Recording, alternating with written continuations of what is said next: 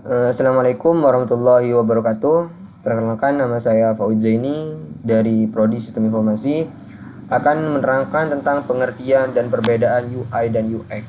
Nah, jadi pengertian user interface atau yang dalam singkatannya itu UI adalah segala sesuatu yang membentuk interaksi antara pengguna dan sebuah produk. Nah, interaksi itu apa? Interaksi itu adalah hubungan antara pengguna dan produk.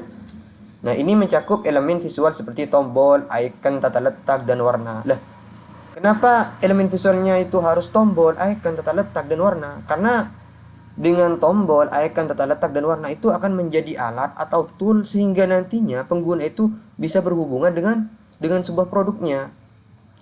Nah, juga seperti tampilan produk juga difokuskan pada hal itu, serta elemen-elemen interaktif seperti tombol klik dan formulir.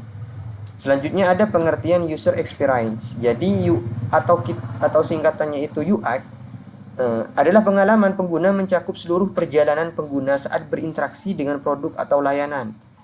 Melibatkan aspek-aspek seperti kegunaan, aksesibilitas, efisiensi, dan kepuasan pengguna selama menggunakan produk tersebut.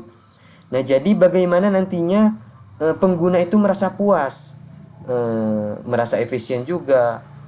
Nah, dari hal apa? Ya juga dari hal desain, dari bagaimana penggunaannya itu lebih simple gitu, gak ngejelimet atau hal apapun itu. Nah, selanjutnya di sini perbedaan UI dan UX. Jadi antara user interface dan user experience itu ada perbedaannya. Nah, jadi dari user interface itu berkaitan dengan aspek estetika dan kegunaan antarmuka yang terlihat oleh pengguna.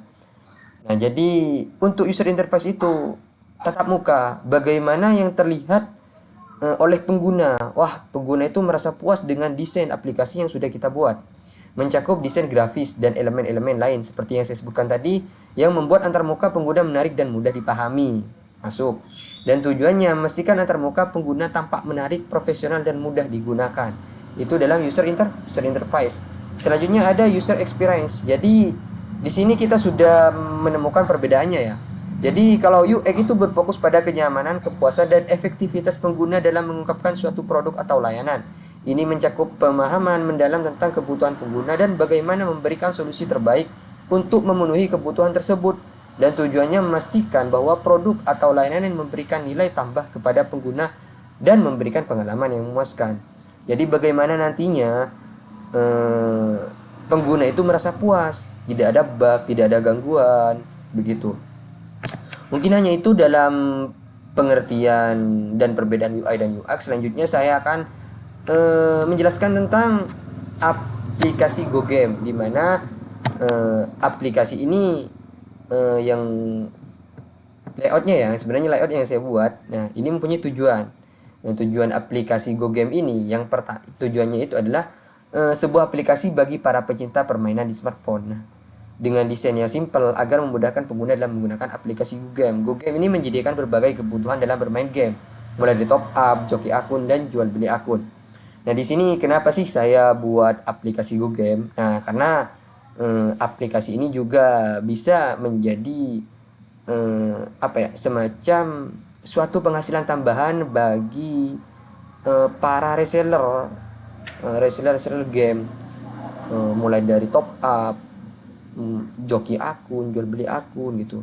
Nah, fungsi aplikasi GoGame ini yang pertama top up game, joki akun game, jual beli akun game. Nah, di sini juga bisa jual beli akun game. Fungsinya kita bisa menjual atau membeli akun game yang kita minati. Manfaat aplikasi GoGame ini memudahkan para pengguna untuk top up dan transaksi dalam game. Jadi manfaatnya itu memudahkan para penggunanya untuk bertransaksi, karena dalam game itu kita tidak hanya bermain game saja, tapi kita biasanya kan membutuhkan yang namanya dengan top up, ya kan, membeli skin atau hal apapun itu, jual beli item game dan akun game dengan sistem Regber. Nah, di sini kenapa saya menggunakan sistem Regber? Karena dengan sistem Regber ini bisa mengamankan barang yang dijual dan transaksinya, dimana nanti sebelum transaksi masuk maka barang itu akan ditahan dulu. Nah, baru ketika udah masuk uangnya maka barang akan diserahkan. Nah, di sini Regber ini ada titik tengahnya, di mana ini adalah admin yang memegang nanti. Yang ketiga itu jasa joki akun game untuk menambah penghasilan user. Jadi di sini user itu tidak hanya bisa top up saja atau jual beli akun saja, tapi di sini user juga bisa itu semacam joki akun game. Nah, contohnya kalau sekarang itu joki Mobile Legend atau Free Fire. Nah, di sini jadi menambah penghasilan bagi user penggunanya. Mungkin hanya sekilas yang bisa saya terangkan tentang aplikasi Go Game ini. Nah, selanjutnya saya akan menampilkan layout aplikasi Go Game ini, UI-nya ya. Nah, di sini dalam tampilannya itu ada logo. Layout homepage itu ada logo. Nah, di sini ketika kita sudah masuk ke homepage-nya, ini ada search top up murah, ini ada iklan, contoh iklan ya. Ini rekomendasi. Jadi di sini ini adalah rekomendasi produk-produk yang banyak orang beli. Nah, ini juga tampilan home. Selanjutnya ada layout pencarian. Nah, di pencarian ini biasanya kita mencari hal-hal yang dibutuhkan. Wah, kita ternyata pengen top up game apa sih, atau kita mau joki akun ke siapa gitu, kita tinggal bisa cari di pencarian. Nah, di sini pastinya dalam pembelian itu pasti ada pembayaran kan. Nah, di sini saya juga sediain dalam ketika kita sudah mengetik produk maka akan masuk ke layout pembayaran. Nah, di sini juga ada bentuk produk di mana produknya itu fisiknya itu seperti apa. Nah, ini ada juga jumlah pembelian produk. Jadi kita itu jumlahnya mau beli berapa gitu. Nilainya. Nanti ada total harga serta metode pembayaran. Nah, metode pembayaran ini kan tidak hanya satu ya, banyak. Jadi sekiranya nanti disediain seperti PayPal, Dana, Alphagif, banyak pokoknya dah intinya. Nah, ini deskripsi jalur pembayaran produk. Nah, jadi dari setiap metode pembayaran yang kita pilih itu ada keterangan masing-masing. Nah, setelah kita membayar ini ada layout transaksi berhasil. Ada dua transaksi di mana ada layout transaksi berhasil atau transaksi gagal. Nah, kenapa harus gagal? Kenapa ada layout transaksi gagal? Karena ini bisa jadi ketika jaringan tidak normal maka memungkinkan untuk transaksi itu gagal atau depending. Nah, ini juga ada bentuk produk dan pembayaran berhasil. Nah, ini juga ada informasi riwayat pembelian. Nah, sehingga nantinya kita itu bisa tahu sudah berapa kali kita membeli di aplikasi ini, atau sudah berapa kali kita membeli produk ini gitu kan. Dan juga ini ada informasi kegagalan pembelian, apa saja informasinya, terkena gangguan seperti apa. Nah, di sini juga ada. Selanjutnya ada layout shop. Nah, sama ya, layout shop itu kalau kita ngeklik produk maka pasti tampilannya seperti ini, seperti yang di atas tadi. Nah, bentuk produk seperti ini. Nah, ini layout shop. Nah, jadi di shop itu kita bisa cari produk yang kita mau. Ya.